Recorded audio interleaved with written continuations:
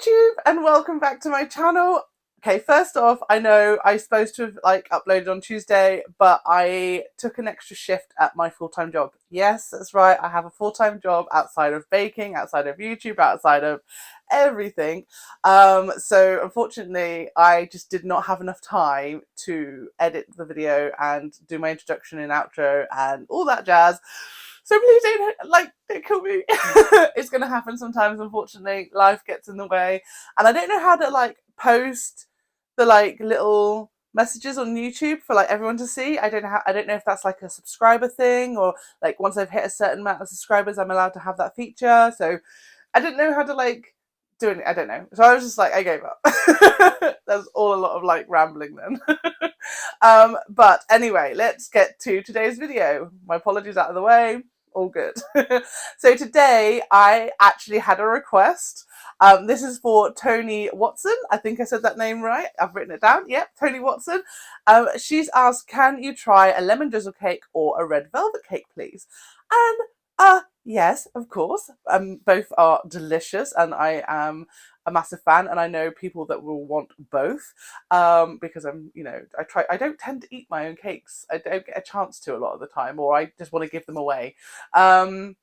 So I was like, which one do I do? Which one do I do? Which one? Let's do both. So we are going to make a lemon drizzle cake and the red velvet cake, just for you, Toni. I hope you enjoy this video, and let's have some fun. I am so excited to be doing something that someone's requested. This is absolutely nuts. I can't believe that. But thank you so much, Toni, again, from the bottom of my heart, for taking the time to comment. I really, really appreciate it. And I hope these are what you're after. So I'm starting off with the lemon drizzle cake first, because lemon is one of my favorite flavors.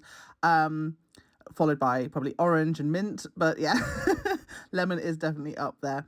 So what I've done is I've got the soft butter with the sugar, which I've mixed together until it creamed, and then I'm adding 1 egg at a time, and then just mixing it in. And even though I've sped it up, you can't really see, but I've done it, it's slowly mixed, if you know what I mean.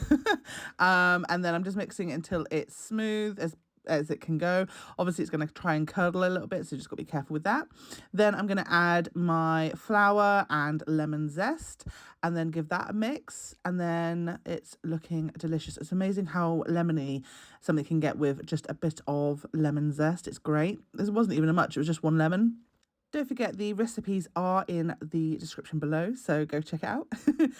Then we're lining a loaf tin, and that is my quick, easy way of lining something a bit awkward. Flip it upside down and press it against the tin, and then it actually gives you the shape of the tin, and then you can just flip it over and it should fit in perfectly. So a little top tip there for you.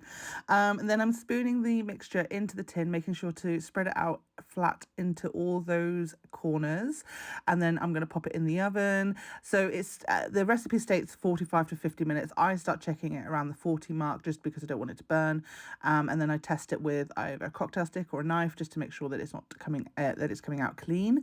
And then I've just made a load of holes, because we're going to make the delicious drizzle that's going to seep into all the holes. So that's just 1.5 lemons with the sugar, and then I'm just spooning the mixture in and making sure that it coats the outside or the top of it as much as possible. And I also like to let it seep down the sides a bit as well, so it's getting a good soaking. And as this is going to be a present for someone, I've put a little lemon coloured bow around the edge, and there we have it, a delicious lemon drizzle cake.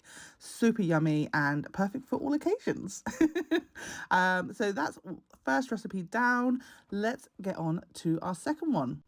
Now we're on to our red velvet cake. Now, I know my best friend loves red velvet cake. It's her favourite. So as soon as you made the request, Toni, I knew instantly that this was going to her, because she deserves it, especially as she's just got herself a new job. So it's a nice way to celebrate the fact that she's making her life better. Bless her. So we are starting off with taking the dry ingredients. So that's the flour, the cocoa powder, and the the baking soda or the bicarb, depending on what you're using, popping that into a big bowl and then mixing it up to make sure that everything is mixed together perfectly. Then in a separate bowl, we're taking all the wet ingredients, so the sugar, the butter, the eggs, they're all going into the bowl and giving it a good mix. Again, making sure to mix in between each egg. So as you do one egg, pop the mix, and then making sure it's all combined and yummy. So then we're adding the oil, the buttermilk. Love using a bit of buttermilk, makes it super moist. Then we're adding some more buttermilk. Then we're using the white vinegar, which is a bit of a odd one to use, but that's what I think red velvet's known for, and the vanilla. I did a bit of research and found out that the white vinegar is actually essential with the baking soda, so who knew? And then we're adding, of course, the famous red colour, and I went with Colour Mill here, so I just popped a good amount in to get that gorgeous red colour.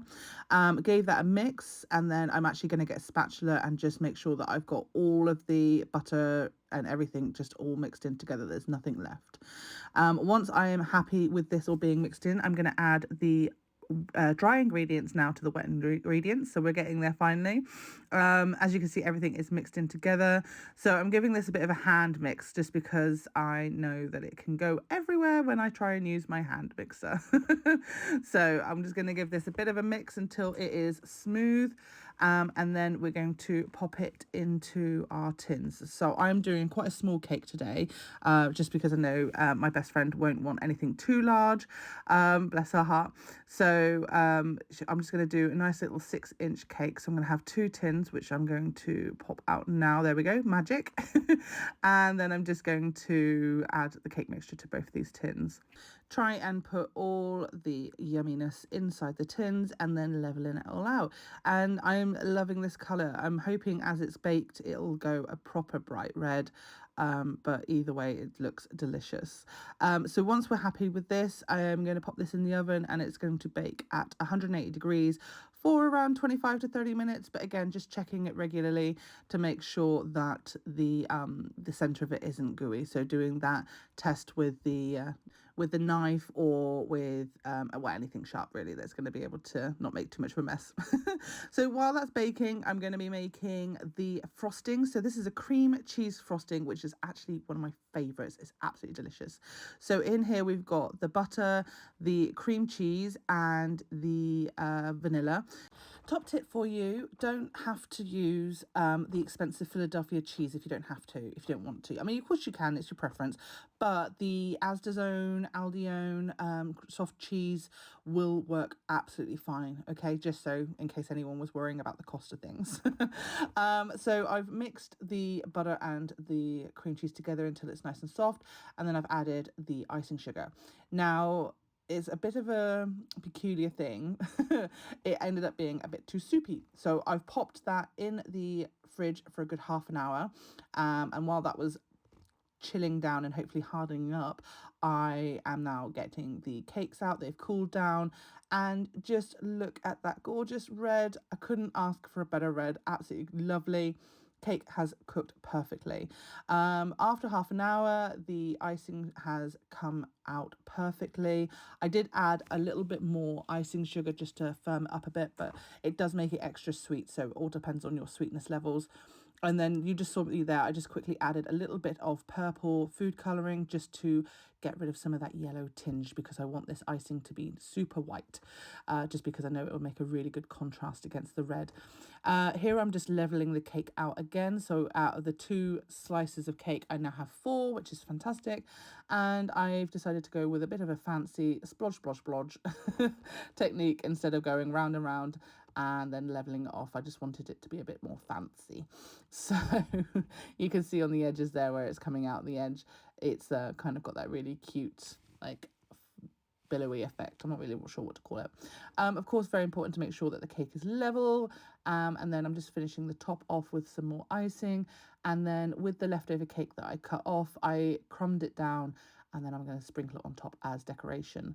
And there you have it. Delicious, super nice, super yummy red velvet cake. And I know my best friend is going to be so happy. She's probably going to say this is too big as well. I think she would have been happy with just 2 layers, but can't do a small cake. So there you go, 2 amazing recipes, both absolutely turned out brilliantly. The lemon drizzle cake has already gone to its home. They are enjoying it, thank goodness. And this red velvet cake is going to my best friend, who, as soon as I get to see her, she will be having it. She already knows it's ready for her, and she's just like chomping at the bit to get to it. So, but 2 super, super easy recipes. I've popped them in the description below, so you guys can have a go. But yeah, love it. Absolutely fantastic. Thank you so, so much, Toni, for your message. You know, if there's anything else anyone wants me to give a go, let me know. I am super willing to give pretty much anything delicious a go.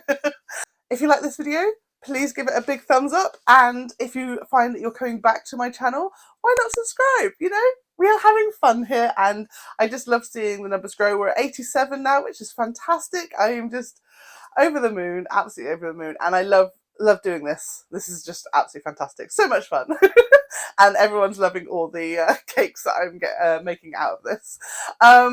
I have some ideas for next week's video, but if there's something that you guys want to see, please let me know, and I will see you soon. Okay, have a great week. Bye.